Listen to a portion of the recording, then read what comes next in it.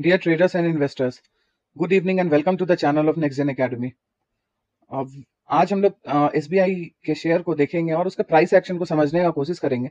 एक long term approach के वे में हम लोग इसको देखेंगे, क्योंकि जो भी हमारा इसमें इन्वेस्टमेंट रहता है उसको एनालाइज करने का कोशिश करेंगे और ये भी देखेंगे कि आगे का प्रोजेक्शन क्या होने वाला है as per the wave theory, और टाइम ड्यूरेशन क्या आ रहा है और कहाँ पे जाके ट्रेंड एग्जॉस्ट होगा और कैसे हम लोगों को क्या करना होगा इसमें।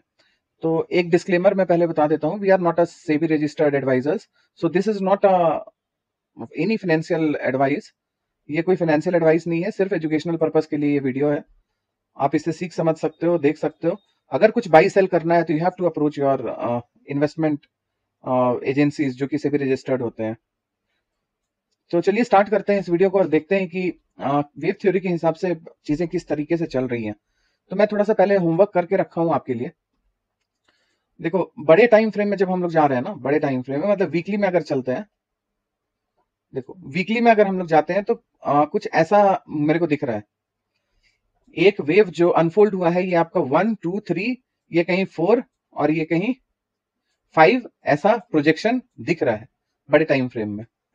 तो जब हम लोग यहाँ पे देखें, इसको एनालाइज करते हैं, तो जब हम लोग थर्ड को देखते हैं, जैसे first wave, second wave, third wave को जब हम लोग देखेंगे ना, तो पहले थर्ड वेव का देखो एनालिसिस हम लोग करते हैं कि चीजें कहां से टर्न आउट हुई हैं और क्या वो पॉइंट आपका आप वेव थ्योरी के हिसाब से प्रिडिक्ट कर सकते थे।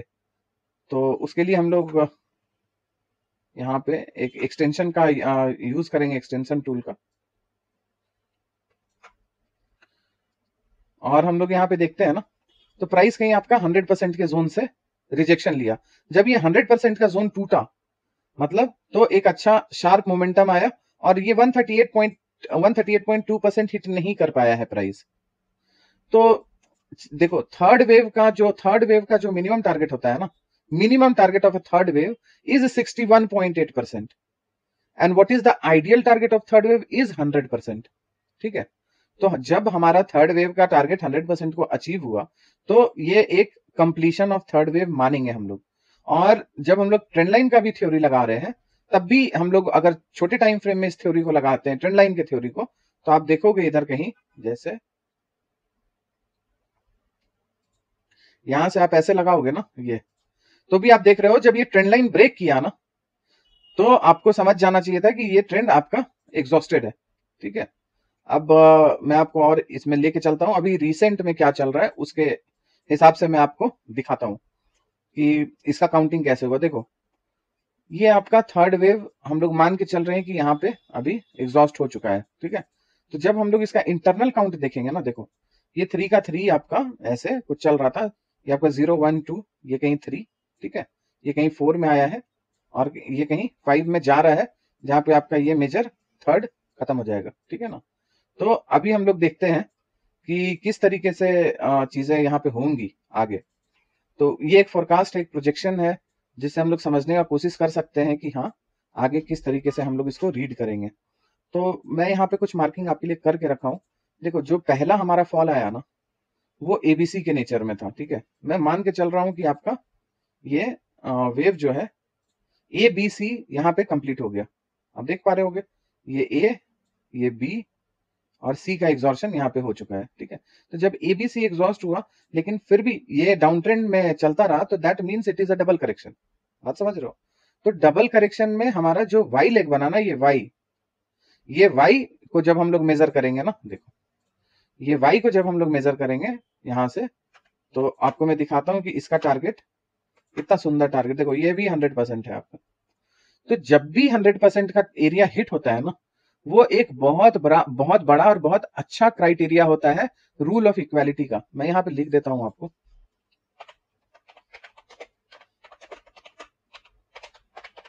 ये आपका रूल ऑफ इक्वालिटी का बहुत अच्छा क्राइटेरिया होता है, जहां पे डब्ल्यू जो है ना, डब्ल्यू लेग का लेंथ आपका वाई के लेंथ के बराबर हो गया, मतलब वाई आपका डब्ल्यू के बराबर हो गया। That is your rule of equality. ठीक है, तो ये जब हम लोग यहाँ पे वाई को देख रहे हैं कि 100% आ गया है, तो क्या ये करेक्शन खत्म हो गया? तो देखो, अभी फिलहाल हम लोगों को ये करेक्शन एग्जॉस्ट होता दिख रहा है। ये एक आपका लोकल बॉटम है। ठीक है, ये जो है ना, ये जो है आपका एक लोकल बॉटम है, ठीक है। तो अब हम लोग थोड़ा सा डेली टाइम फ्रेम पे चलते हैं और देखने का कोशिश करेंगे कि ये जो स्ट्रक्चर बना है क्या ये कैसा स्ट्रक्चर है। तो आप यहाँ पे खुद ही देखोगे ना, ये 1 2 और 3, ठीक है। ये 3 मूव, अब यहाँ से देखो 1, ये 2 और ये कहीं 3, ठीक है। 1 2 और 3 ऐसे करके एक स्ट्रक्चर बना। That means you are getting a move of 3 3 here. ये 3 3 का मूव है, तो 3 3 का मूव है, दैट मीन्स अभी फिलहाल हम लोग इसको इंपल्स के फॉर्म में नहीं रीड कर सकते हैं। बात समझ रहे हो? देखो इंपल्स हो सकता है ये, लेकिन क्योंकि एक पार्ट ऑफ करेक्शन ना, देखो यहाँ पे मैं बताता हूँ आपको, अच्छे से बताता हूँ डिटेल में।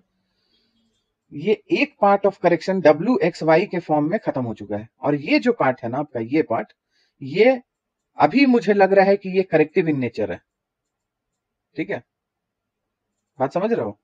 तो मुझे अभी ये करेक्टिव ही लग रहा है। आगे अगर फॉर्मेशन जैसा होगा, देखो मैं यहाँ पे आपको बताऊंगा अभी, देखो तो जैसा इसमें फॉर्मेशन आगे होगा वो हम लोग रीड करेंगे कि कैसा फॉर्मेशन हो रहा है। तो फिलहाल के लिए हमें क्या दिख रहा है यहाँ पे, मतलब क्या लग रहा है वो मैं आपको बताता हूँ। मैं इसको अभी डब्ल्यू एक्स वाई एक डबल करेक्शन के फॉर्म में देख रहा हूँ। ये डब्ल्यू, ये एक्स, और ये आपका कहीं वाई बन रहा है, ठीक है। तो इसका ये आपका एक इस तरीके का वेव पैटर्न, देखो इस तरीके का वेव पैटर्न का फॉर्मेशन हो रहा है। तो जब भी कोई भी प्राइस इस पैटर्न में ऊपर जाता है ना, W X Y A B C, तो ये करेक्टिव हम लोग मानते हैं।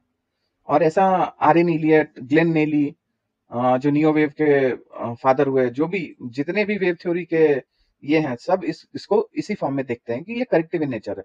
तो करेक्शन में भी मार्केट ऊपर जाता है, आप समझ रहे हो? ऐसा नहीं है कि हाँ ये हायर हाई बना रहा है, वो कोई कॉन्सेप्ट नहीं है कि हायर हाई बन रहा है दैट मीन्स कि करेक्शन इज ओवर। नहीं, करेक्शन वहां ओवर नहीं होता है, करेक्टिव राइज आता है, ठीक है। तो इस सिनेरियो में ना हम लोग देखते हैं कि ये ट्रेंड जो है ये एग्जॉर्शन की तरफ है कि इसका और कुछ अपर लिमिट अभी बाकी है। तो देखो जब हम लोग यहाँ पे डालते हैं ऐसे एक्सटेंशन, तो आपको पता है कि हमारा जो पहला लेवल को जो होता है इंपॉर्टेंट, वो ये है 836, ठीक है। पहला इंपॉर्टेंट लेवल हम लोग हमेशा से डिस्कस करते आ रहे हैं कि आपका ये 837 का लेवल जो 100% का जोन है, वो आपका यहाँ पे इंपॉर्टेंट है। और कहां तक ये एक्सटेंड हो सकता है? ये आपका एक्सटेंड हो सकता है 901 तक। Again I am repeating, this is not a financial advice, हम लोग सिर्फ एक स्टडी पर्पस के लिए यहाँ पे देख रहे हैं। और देखो ये अभी करंट ट्रेंड हम लोगों का यही चल रहा है, मतलब I am expecting it to go higher. Maybe यहाँ पे जाके एग्जॉस्ट हो, मे बी यहाँ पे जाके एग्जॉस्ट हो, कुछ इस टाइप का मूवमेंट मिले, ठीक है। कुछ इस टाइप का मूवमेंट हमें मिल सकता है, बात समझ रहे हो?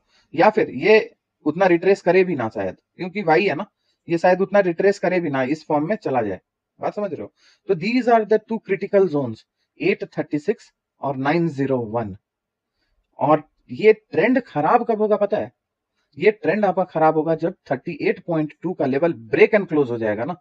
जब ये लेवल 770.50, 770.50 जिस दिन भी ब्रेक एंड क्लोज हो गया, ये एक ट्रेंड रिवर्सल माना जाएगा। बात समझ रहे हो आप? यहां से एक वार्निंग साइन आपको आने लगेगा कि हाँ ट्रेंड हैज नाउ रिवर्स्ड, और हम लोगों को अब यहाँ पे कॉशियस होना चाहिए।